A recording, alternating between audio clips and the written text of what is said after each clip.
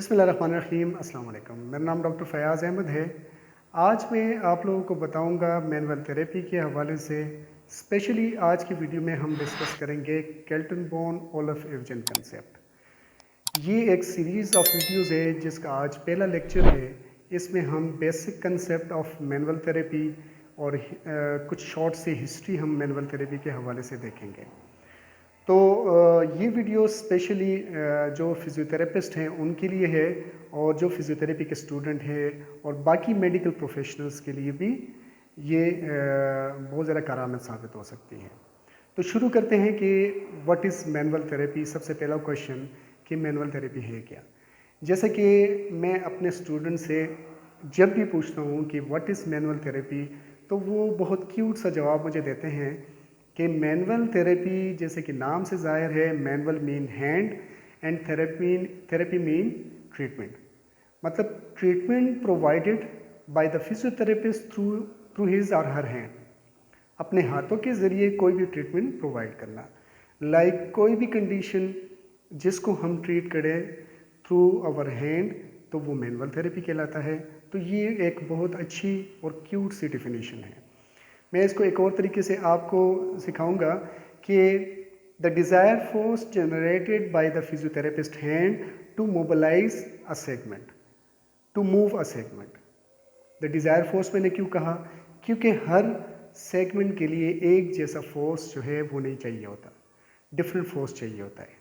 हर mobilisation को हम manual therapy नहीं कहेंगे कि आप स्मॉल जॉइंट के लिए भी पूरा हैंड यूज़ करके उसको मोबिलाइज करें। जिस तरह कि मैं रिस्ट जॉइंट को मूव करूंगा तो उसके लिए मैं पूरा ग्रिप करूंगा।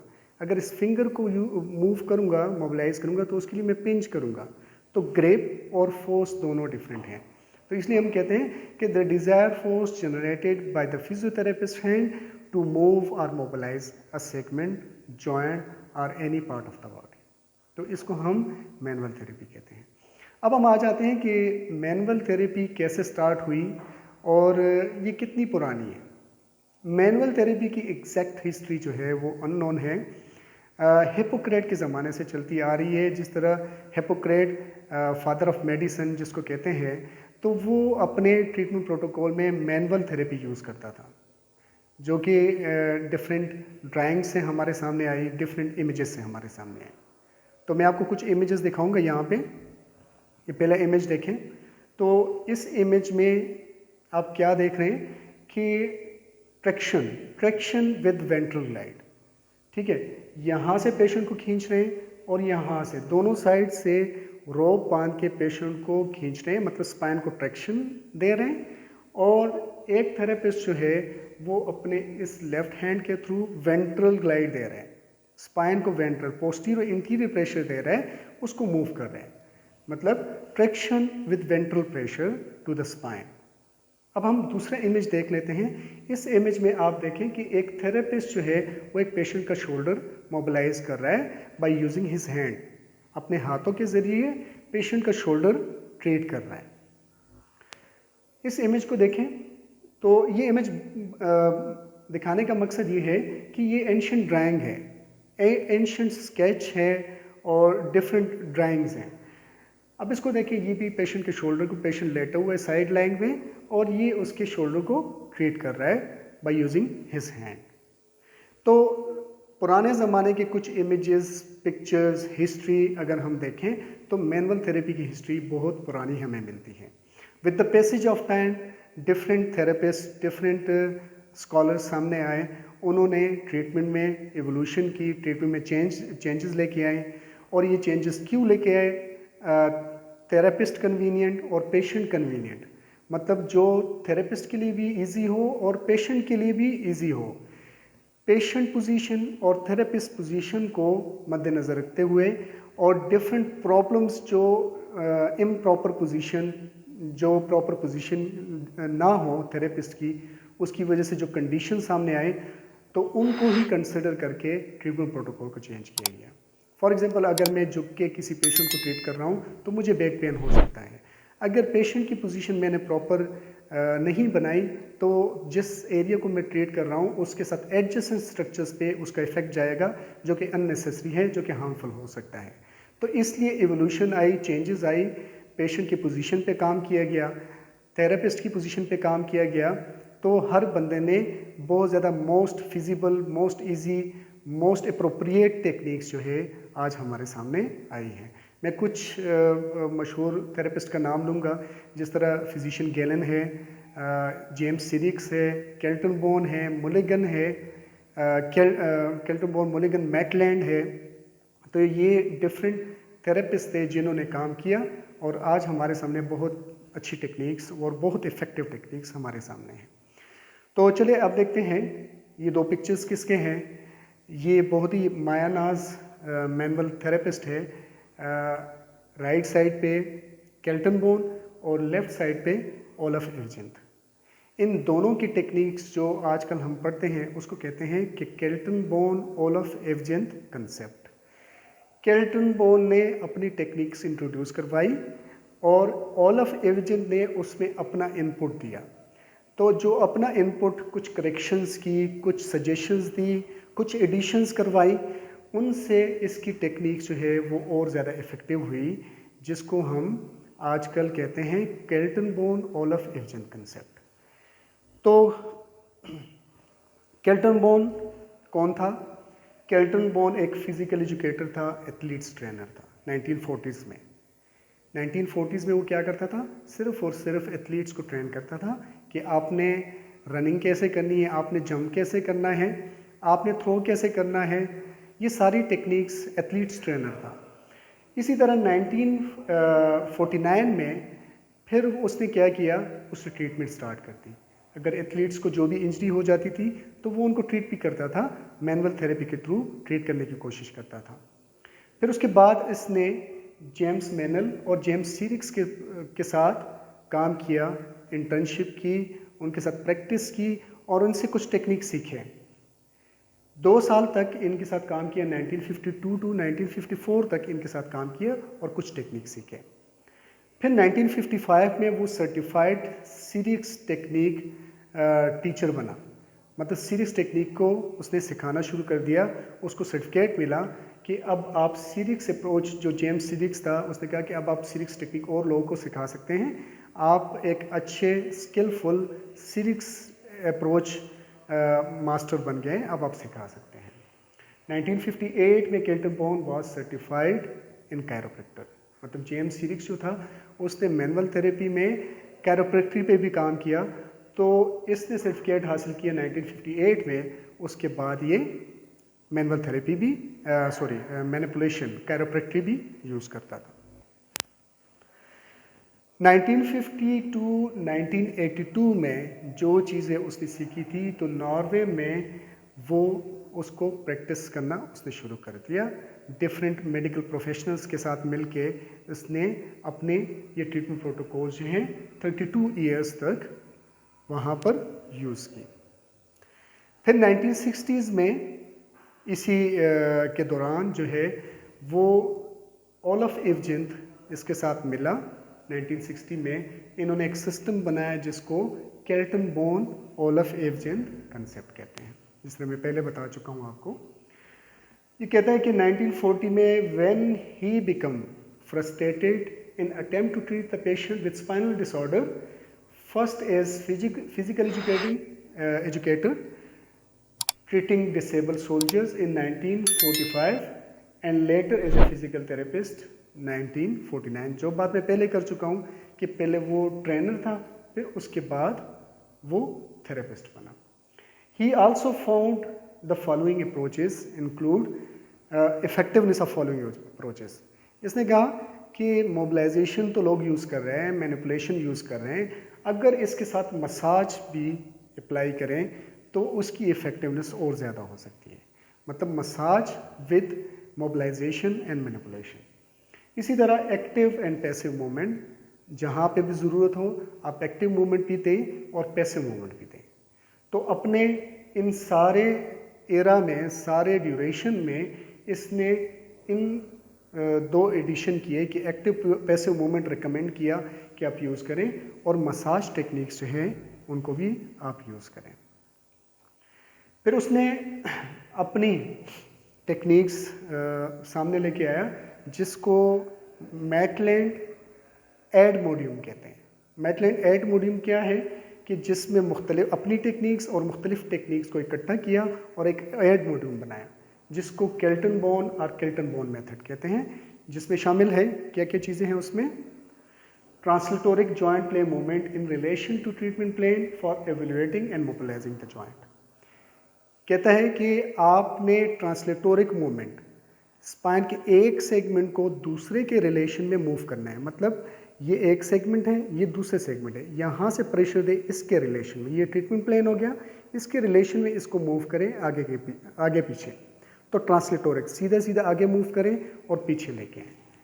ग्रेड्स ऑफ मूवमेंट इसने बताएं कि आपने मोबिलिटी को कैसे ग्रेड करना है।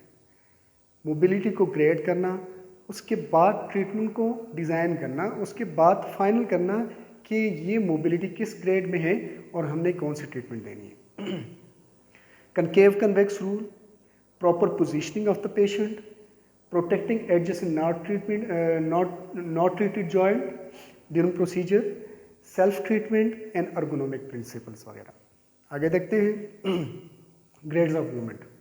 जैसे कि मैं अपने स्टूडेंट को पहले भी बता चुका हूँ और दूसरी वीडियो में भी है, जॉइंट मोबिलिटी में आप जाके चेक कर सकते हैं। तो 3 को इन्होंने नॉर्मल कहा, मतलब ये कि रेंज जो है वो नॉर्मल है। अब 3 से जितना नीचे जाएंगे, ये नीचे ऊपर नहीं है, 3 2 1 0 नीचे, मतलब ग्रेड्स कम हो रहे हैं। तो 2 मतलब slightly decrease movement, 1 considerable decrease movement and 0 no movement in काइलोस्ट। इसी तरह अगर 3 से ऊपर जाएं, 4 का मतलब ये है कि स्लाइटली इंक्रीज मूवमेंट, 5 का considerable increase movement and 6 complete instability. अब इसने ये कहा कि ग्रेड 0 और ग्रेड 6 में आपने कोई थेरेपी नहीं देनी, आपने थेरेपी सिर्फ यहाँ पे और यहाँ पे देनी है, 1 2 4 5 इनमें देनी है।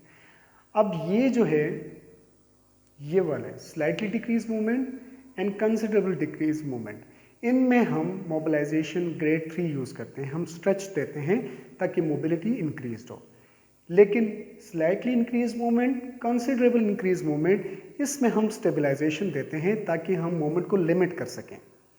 इसमें अगर मूवमेंट आप ग्रेड 3 ग्लाइड देंगे, स्ट्रेच देंगे, तो वो इनस्टेबिलिटी की तरफ जाएगा। तो हमने इसमें स्टेबिलिटी की, जिस तरह के स्टेबिलिटी एक्सरसाइजेस हो गए, बेल्ट यूज़ किया, टेप्स यूज़ किए, कोई भी बैंडेज यूज़ किया, कोई भी एक्सरसाइज या पोजीशन के थ्रू आप उसको स्टेबल करें। इसमें क्या करना है, आपने स्ट्रेचिंग दे, आप जॉइंट को मोबिलाइज करें ग्रेड 3, डिफरेंट टेक्निक आप सेल्फ स्ट्रेचिंग दे, तो आप मोबिलिटी को इंक्रीज कर सकते हैं। अब हम ये ग्रेड कैसे करेंगे? इस ग्रेडिंग का कोई स्केल या मेजरमेंट स्केल नहीं है कि हम वहाँ पे रखे, जब हम स्पाइन को पुश देते हैं तो हमें ये पता नहीं होता कि कितनी मिलीमीटर कितने सेंटीमीटर वो मूव किया। हमने अंदाज़ा लगाना है, फिजियोथेरेपिस्ट का हैंड और उसका माइंड की कोऑर्डिनेशन अच्छी होनी चाहिए। ये एक्सपर्टीज से आती है कि जब वो एक सेगमेंट पे प्रेशर देते हैं, फॉर एग्जांपल ये 4 सेगमेंट है, मैंने यहाँ पर प्रेशर दिया, ये फ्यू मिलीमीटर नीचे गया और मैंने ये मूवमेंट सेंस की, तो अब इसको मैं प्रेशर दूंगा, अगर ये भी उतना ही जा रहा है तो मुझे पता है कि इससे पहले सेगमेंट जो था वो इतना नीचे गया है, ये भी उतनी जा रहा है, ये ठीक है। ये कम जा रहा है, ये ज़्यादा नीचे नहीं जा रहा, तो मैंने इसको फिर ग्रेड करना है कि थोड़ा सा लिमिटेशन है या बहुत ज़्यादा लिमिटेशन है, तो उसके अकॉर्डिंगली फिर मैंने ग्रेड 3 स्ट्रेच मोबिलाइजेशन देना है। अगर एक सेगमेंट बहुत ज़्यादा नीचे चला गया तो हाइपर मोबिलिटी है, फिर उसको स्टेबिलिटी एक्सरसाइजेस देनी है, फिर उसको अपने मूव नहीं करना। नेक्स्ट जो इसने इंट्रोड्यूस करवाया, कनकेव कन्वेक्स रूल और convex concave rule. Concave convex और convex concave rule. Concave convex and convex concave rule.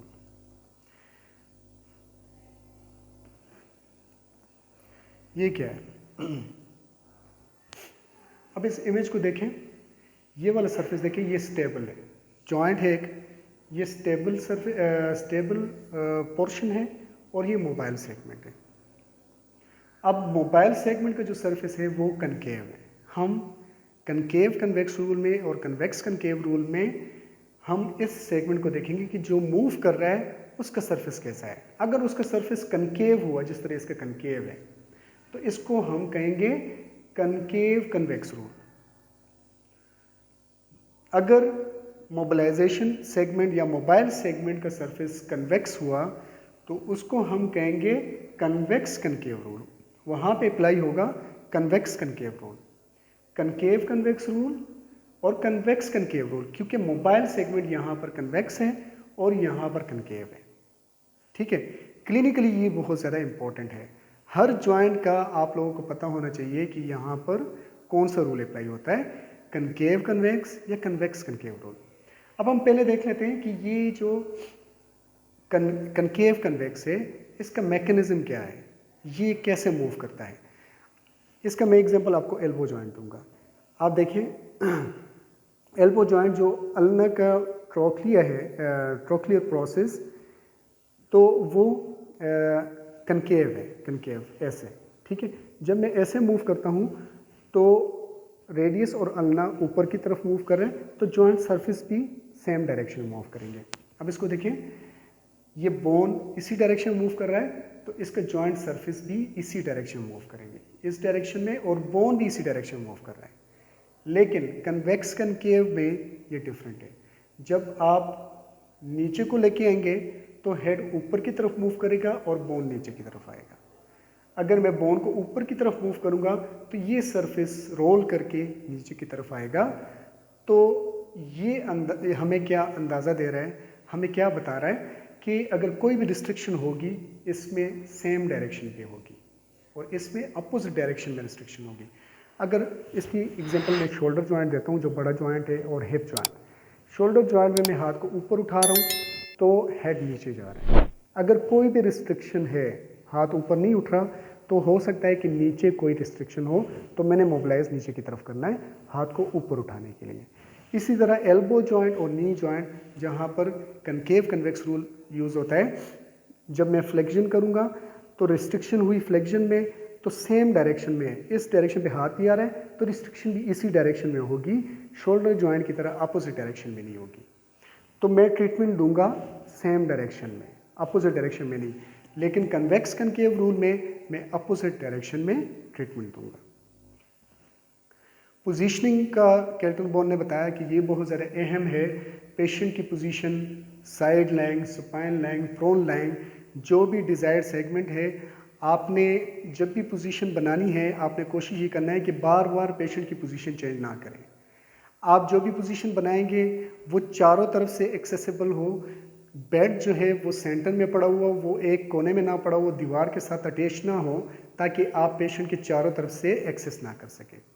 Prone lying में जितनी ट्रीटमेंट प्रोटोकॉल्स हैं उसको पहले अप्लाई करें अगर वो पेशेंट प्रोन लाइंग में है। अगर पेशेंट साइड लाइंग में है तो सबसे पहले साइड लाइंग में जो भी टेक्निक्स अप्लाई करनी है सबसे पहले वो अप्लाई करें, फिर उसके बाद नेक्स्ट पोजीशन पे जाएं। ये ना हो कि साइड लाइंग से आप प्रोन लाइंग में आए फिर पेशेंट को कहें कि साइड लाइंग में हो जाए, तो ये अच्छी इफेक्टिव टेक्निक्स नहीं है और अच्छा अप्रोच भी नहीं है। प्रोटेक्ट एडजेसेंट जॉइंट, इस इमेज को देखें, नी जॉइंट को मोबिलाइज कर रहा है लेकिन प्रोक्सिमल सेगमेंट को अपने थाई और राइट हैंड के साथ स्टेबलाइज किया हुआ है। तो हमने एडजेसेंट सेगमेंट और एडजेसेंट जो जॉइंट होगा उसको हमने स्टेबलाइज करना है ताकि मोबिलाइजेशन का इफेक्ट इसके ऊपर ना पड़े। अब यहाँ पे देखें, radio distal radio ulnar joint को लेफ्ट हैंड के साथ स्टेबलाइज किया हुआ है और वेज के साथ स्टेबलाइज किया हुआ है, और दूसरे हाथ राइट हैंड से मूव कर रहा है, distal segment of the wrist joint को मूव कर रहा है पोस्टीरियर डायरेक्शन में। यहाँ पे देखें कुछ सेगमेंट जो है वेज के साथ स्टेबलाइज किए हुए हैं और एल्बो के साथ अपने बॉडी के साथ प्रेशर दे के एबाव सेगमेंट को पोस्टीरियर डायरेक्शन में मूव कर रहा है। तो ये बहुत ही ज़्यादा ज़रूरी है मैनुअल थेरेपी में कि एडजेसेंट सेगमेंट को आपने स्टेबलाइज करना है। सेल्फ ट्रीटमेंट प्रोटोकॉल देना है पेशेंट को। आप होम एक्सरसाइज प्लान दें जिसमें स्ट्रेचिंग हो सकती है, स्ट्रेंथनिंग हो सकती है, जिसमें सेल्फ मोबिलाइजेशन थ्रू हैंड या थ्रू बेल्ट, जिस तरह की स्पाइन के ऊपर उसने बेल्ट पहना हुआ है और आगे की तरफ पुल कर रहा है, और पुल करने के बाद एक्सटेंशन और फ्लेक्शन भी साथ में कर सकता है। ये पुल करने से एक सेगमेंट जो है वो मोबिलाइज होगा इंटीरियर डायरेक्शन में। तो सेल्फ ट्रीटमेंट प्रोटोकॉल बहुत ज़्यादा इफेक्टिव है। नेक्स्ट जो है वो प्रॉपर अर्गोनॉमिक्स है। आपने जो अपनी पोजीशन बेहतर बनाने के लिए फॉर एग्जांपल बेड को आप एडजस्ट करें ताकि आप जो भी ट्रीटमेंट प्रोटोकॉल दें आपके हाइट के हिसाब से वो एडजस्ट हो।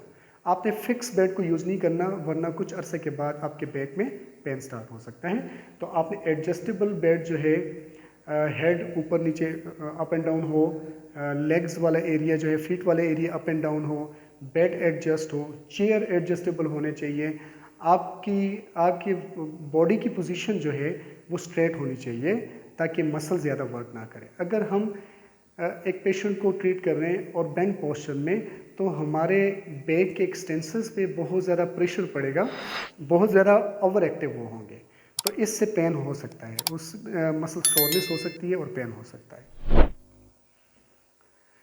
तो केल्टन बोन ने जो अप्रोचेस दी, जो अप्रोचेस बताई, उनका मकसद क्या था? उसने कहा कि मेरे ट्रीटमेंट प्रोटोकॉल पेन को रिलीव करेंगे, रिलैक्सेशन देंगे, मसल स्पाज्म, मसल्स को रिलैक्स करेंगे, stretching of the short and joint and muscle connective tissue. ठीक है, तो तीन ट्रीटमेंट प्रोटोकॉल दिया। नंबर 1 फॉर पेन, कुछ मोबिलाइजेशन इसने बताई पेन को रिलीज करने के लिए, कुछ मोबिलाइजेशन इसने बताई रिलैक्सेशन के लिए, मसल स्पाज्म को रिड्यूस करने के लिए, कुछ मोबिलाइजेशन इसने स्ट्रेचिंग के लिए। तो जिस तरह जाहिर है, grade 1 for pain relief, grade 2 for relaxation, grade 3 for stretching. इसको हम कैसे ग्रेड करते हैं? जिस तरह मैंने कहा कि आपने grade 1 with in the slag zone, grade 2 beyond the slag zone, first stop से पहले पहले आपने उसको स्टॉप कर देना है, और grade 3 beyond the first stop stretching आपने देनी है। ओलफ एवजेंट ने इसके साथ एडिशन किया और कुछ चीज़ों में ही expanded my approach. Kaltenborn कह रहे हैं कि ओलफ एवजेंट ने मेरे अप्रोचेस को 4 चांद लगा दिए, उसने ज़्यादा किया। उसने क्या किया? With a specialised technique for muscle stretching and coordination training. उसने कहा कि मसल स्ट्रेचिंग को आप शामिल करें और कोऑर्डिनेशन ट्रेनिंग भी आप इसमें शामिल करें। In addition to monitoring pain and range of movement, assessed performance, pre and post assessment. इसने कहा कि पहले जब आप मोबिलाइजेशन देंगे तो पहले पेशेंट के डिसेबिलिटी इंडेक्स और पेन लेवल देखें, उसके बाद जब ट्रीटमेंट के बाद आप इसको दोबारा चेक करें तो आपको अपनी ट्रीटमेंट की इफेक्टिवनेस का पता चलेगा।